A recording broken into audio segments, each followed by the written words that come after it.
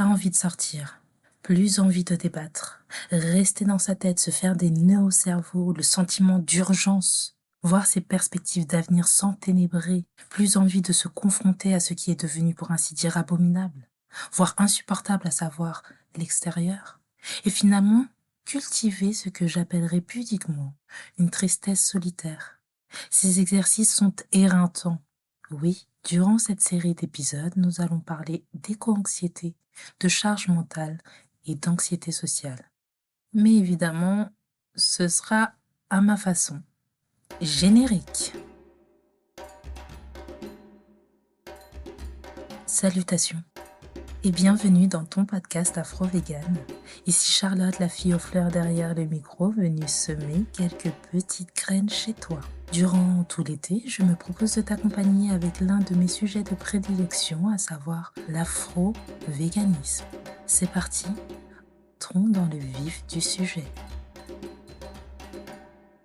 Quand je suis passée afro-vegan, je me suis rendu compte que consommer carniste revenait à financer un système douteux, à renforcer un système symptomatique d'une idéologie prédatrice et destructrice. Ce système de malade-là, qui passe son temps à hiérarchiser les vies pour mieux pouvoir les oppresser, c'est bien de lui dont je parle là. Pour moi, acheter de la viande, du poisson assez naïvement revenait à encourager un modèle de production de richesse basé sur la mort d'autrui, alors qu'on pourrait faire mieux, alors qu'on pourrait faire autrement. C'est donc envoyer un signal que d'acheter chez eux que je suis OK avec ça. Et pour l'industrie, une entreprise, le signal envoyé est, ma foi, très concret. En effet, pour savoir si l'offre mise sur le marché plaît ou non, si ça répond bien à un besoin ou non, si l'on soutient l'entreprise ou non, celle-ci a besoin de data. Et je lui en fournissais pour estimer la viabilité, le développement d'une entreprise. Différents indicateurs sont pris en compte. Exemple, beaucoup plus lointain, ce podcast. Il est possible de mesurer l'engagement, le soutien des auditeurs avec le nombre d'écoutes par épisode, le nombre de commentaires enthousiastes, le nombre de partages, les fameux likes, les abonnements aux différents canaux de diffusion, YouTube, Spotify, mais aussi Instagram. Le fait de parler du podcast, de le mentionner, de le citer ici et là, bref, de le faire vivre une fois accouché. Ça fait partie des indicateurs que je prends en compte. Différentes métriques sont à considérer pour mesurer l'intérêt de ce que l'on propose. Si les gens aiment, valident, sont OK, veulent voir prospérer, soutiennent telle ou telle initiative, produit ou entreprise, ces métriques sont en quelque sorte la manifestation des valeurs que l'on promeut et qui vont de bon train dans nos sociétés. Eh bien, c'est pareil pour ce que j'ai envie d'appeler du moins les affaires de carnisterie. Ces fameuses industries qui prospèrent sur le carnisme. Le classique et le plus basique des indicateurs est le chiffre d'affaires, prix de vente fois quantité vendue. Et quand on sort, qu'on voit dans les rayons, les étalages, les terrasses, chez les proches, dans les mains des enfants, dans la bouche des gens, on voit que le soutien à la carnisterie est en place. Tu vois le soutien à l'industrie macabre. Tu le vois, tu le vois partout. Et parfois même, tu le vois encore chez toi, parce que tu as gardé tes chaussures Gucci, pour lesquelles tu avais travaillé si dur l'été, parce que tu as gardé chez toi tes sacs Chanel, parce que, tu as level up. Tu le vois encore chez toi parce que tu as aussi gardé ton petit carnet avec une couverture en daim tout doux dans lesquels tu fais ton journaling. Tu le vois également à cause des produits skincare, à skip, à la base d'escargot, super efficace, tout ça. Bref, certaines pièces et produits sont possiblement encore chez toi parce qu'ils ont une valeur pécuniaire, sentimentale. Tu le vois partout, ce soutien. Donc tu as vite fait de te dire que ce soutien, encore une fois, à ce système ô combien délétère est à son max. L'industrie se porte bien et tu te sens seul. Tu te demandes pourquoi les gens continuent d'agir ainsi. Pourquoi continuent-ils à donner du fuel à ce système macabre? Comment se fait-il que toi, tu aies eu l'info et décidé de réorienter ta consommation et pas les autres? Les gens ne voient-ils pas qu'on va dans le mur? C'est quoi? Les gens ne veulent pas faire autrement? Ils sont d'accord avec tout ce désordre? Et là, tu finis par te dire que le monde est méchant, que le monde est déprimant. Et parce qu'on est dans un bon, gros et puissant système capitaliste, même ta prise de conscience a un prix. Et le prix augmente d'autant plus lorsque ce système capitaliste n'a pas réussi à processer, à rentabiliser les actions découlant de ta prise de conscience. Tu ne lui fournis plus assez de métriques. Les comptes ne sont pas bons. Et là, si tu ne suis pas ce que certains appellent Babylone, eh bien sache qu'une facture te sera présentée, du moins un devis. Et faisons le tour de ce devis. On a une charge mentale alourdie. 2, de l'anxiété sociale. 3, et pour la beauté du geste, on va dire, de l'éco-anxiété. Et c'est ce que nous allons décrypter dans cette série d'épisodes. Ça nous permettra, je l'espère, d'avoir le dernier mot sur ce devis d'Eguli. Car franchement, tout de suite là, qui veut signer ça? Et surtout, qui te force à signer ça? La charge mentale alourdie. La fameuse. Alors déjà, j'aimerais dire que c'est normal. Ça s'appelle le sens des responsabilités. Tu sais que tu as un impact, tu sais que tu es quelqu'un, et en plus de ça, tu as questionné, décidé.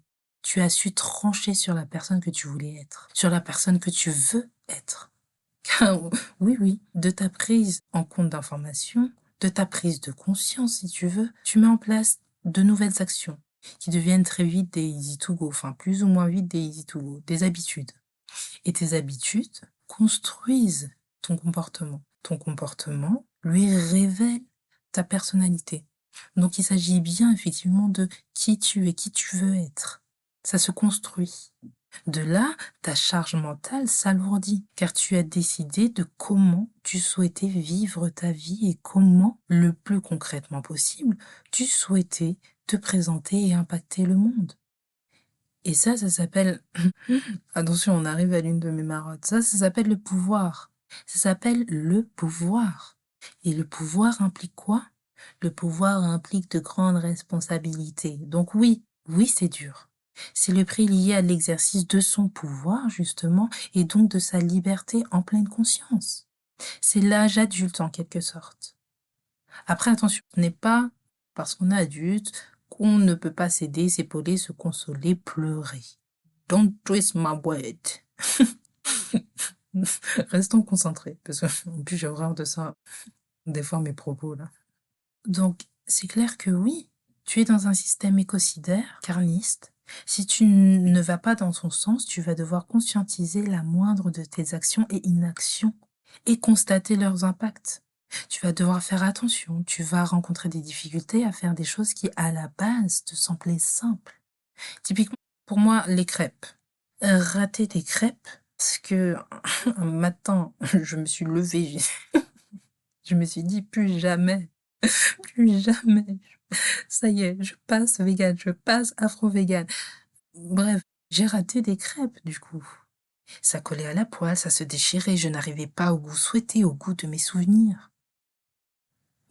Bon, après, je vous ai déjà parlé de mon rapport aux crêpes lors du premier épisode.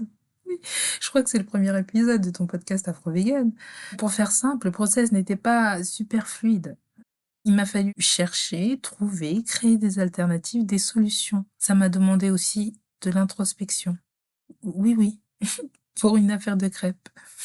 Ne sous-estimez pas le pouvoir des crêpes dans la vie des gens. Vraiment. Mais il fallait que je gère ma frustration.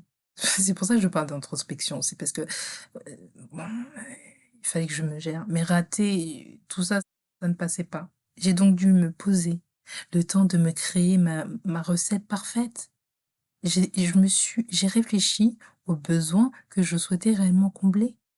Je suis un bec sucré, sweet tooth.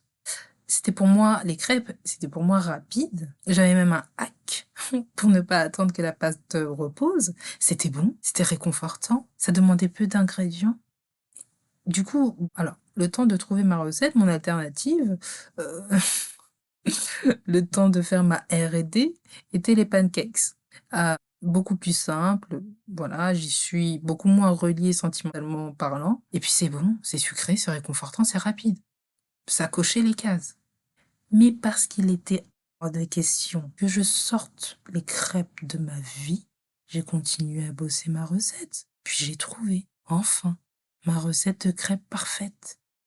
Et sans temps d'attente, comme à la belle époque. C'était reparti comme à la belle époque. Satisfaction absolue. Non, fallait me voir. Fallait me voir. Bon, là, tu te demandes, mais Charlotte, où est-ce que tu veux en venir avec ton anecdote des crêpes, là? On dirait que tu t'éloignes du sujet. J'arrive. La solution que j'ai trouvée pour mes affaires de crêpes est en réalité réplicable dans plein d'autres domaines de la vie d'ailleurs. Pas uniquement pour des affaires de crêpes et de cuisine. Les crêpes, cette anecdote là, c'est juste pour illustrer mon propos. Ne plus aller chez mon crêpier favori. Ne pas réussir à faire les crêpes chez moi. Parce que les œufs, parce que les poules, parce que l'environnement, parce que donner 1 € de plus pour un plaisir de bouche, c'était no way, tout ça. Parce que ce petit quelque chose que je faisais les yeux fermés et qui me procurait un certain plaisir, une grande satisfaction, était remis en cause. Ce easy to go n'était plus si easy que ça. Je devais réfléchir. Je devais me casser la tête. Alors qu'à 1 ou 2 stations de métro, j'avais mon crépier favori. Des nœuds au cerveau pour des gestes simples. C'est ça la charge mentale. C'est le manque de fluidité, cette impression de devoir se bagarrer, contrer pour ce qui peut être si simple. Ça t'énerve, ça te stresse, tu te sens nul. Et je pense que c'est sur ces effets qu'il serait intéressant de se concentrer, de bosser en quelque sorte. Ça peut aider. Je pense que ça p Oui, je pense que ça peut aider. Retrouver une fluidité. Comme je disais, la solution pour moi a été l'introspection dans un premier temps, mais également d'investir du temps et de la recherche pour trouver des process, pour recréer des habitudes afin d'éviter le maximum de friction. Ne pas avoir que ne pas avoir l'impression que l'on entreprend quelque chose de vertigineux alors que l'on va juste faire des courses, alors que on va juste faire du shopping, alors que que l'on va juste s'accorder un petit plaisir, que l'on va juste voir des amis. Il faut trouver son easy to go et une nouvelle habitude, eh bien, ça se construit. Les habitudes énormément, je dirais, à alléger la charge mentale et pour ça, encore une fois, il faut partir de soi. Quel besoin je souhaite combler? Qu'est-ce que je ne veux pas perdre? Qu'est-ce que je suis prête à perdre? Qu'est-ce qui me rend heureux? Qu'est-ce qui me satisfait? Qu'est-ce qui me procure ce sentiment d'accomplissement? Parce que lorsqu'on parle de charge mentale, concernant nos propres décisions, nos propres décisions, on est clairement à ce niveau-là de la pyramide de Maslow, hein. Qu'on se le dise, on est à ce niveau-là quand même. Et je précise ça non pas pour minimiser la douleur ou l'expérience. Je vous dis, mon affaire de crêpes là, c'était mon drama. C'était mon drama en cuisine. C'est pour ça que j'utilise comme anecdote, c'est un peu symbolique, quoi. Non, mais je force. Non, mais c'est vrai, c'est un peu, voilà, c'est mon drama. C'était l'un de mes dramas. Je précise ça pour que l'on puisse surtout se rendre compte de là où on se situe sur cette pyramide, pour bien ouvrir les yeux sur ce qui est finalement à notre disposition et reprendre le pouvoir. Donc de là vient la quête de la fluidité. Tu répertories les marques qui te parlent, par exemple, tes recettes préférées version afro-vegan, vegan. Bref, tu cherches et tu trouves les différentes manières de satisfaire les besoins que tu auras préalablement identifiés. Et je t'assure que tu trouveras une réponse qui te permet de rester aligné avec toi-même. Bon, après, si la solution idéale n'existe pas, mais est difficilement accessible, et cetera, peut-être est-ce à toi de créer cette solution idéale. Peut-être tu peux te faire du sur-mesure. Pas pour tout, je suis d'accord, mais peut-être. Je sais pas ce que tu en penses, hein. Comme pour mes crêpes. J'ai fait ma propre recette pour moi d'abord, puis pour les autres en postant la recette sur Insta. Mais ce que je veux dire, c'est que si tu souhaites, comme pour cette recette de crêpes, mettre à disposition de manière payante ou non, comme tu veux, tes trouvailles, n'hésite pas. Ça aussi, partager et démocratiser les process pour d'autres, c'est cool. C'est cool parce que si tu t'es retrouvé dans cette situation-là, il y a probablement quelques chances pour que d'autres y soient encore. Si tu es modeste, tu peux te dire que voilà, tu proposes juste une alternative. Si tu es ambitieux, tu peux te dire que tu souhaites démocratiser un processus afin d'opposer, asseoir un contre-modèle à la hauteur de celui face auquel tu te dresses, afin de préserver le monde de la dévastation, afin d'étendre notre pouvoir jusqu'à la Voie lactée. La Team Rocket plus rapide que la lumière, rendez-vous ou ce sera la guerre. Je vous laisse faire le miaou. Oui, la guerre. Oh, pardon. Bref. Si t'as la ref, n'hésite pas à la donner en commentaire, à la partager. Je me sentirai moins seule, please, please. Non, mais ce que je veux dire, c'est que... Ah oui, très important. Pour ce qui concerne l'allègement de la charge mentale, se créer des moments de respiration. Vos pancake space, mais à vous, quoi. Se créer, si ce n'est pas tout un environnement, mais au moins quelques espaces, des espaces où ta sérénité peut régner. Je trouve qu'en grandissant, on apprend vraiment à cultiver sa paix. Si je peux faire le parallèle avec la charge raciale, créer ou avoir à disposition des espaces paisibles font partie des enseignements afroféministes que j'ai pu tirer et qui sont, à mon sens, réplicables dans bien des domaines de la vie, notamment via les initiatives du collectif Moissy, avec les questions liées au pourquoi du comment, les espaces en non-mixité, tout ça. Je sais pas si tu te souviens du déferlement médiatique lié à ces questions-là, mais en tout cas, ça m'a bien fait réfléchir. Cultiver sa paix est important. Ça allège, ça fait du bien, ça motive, ça donne du fuel. Tout comme cet épisode. D'ailleurs, j'espère. Car oui, ça y est, on arrive à la fin. On va devoir se quitter. Mais ce sera pour mieux te retrouver au prochain épisode de la série. On parlera d'anxiété sociale ou d'éco-anxiété. Ça à voir, à voir. Car là non plus, je ne suis pas d'accord avec le devis proposé. Et je pense qu'il faut qu'on en parle.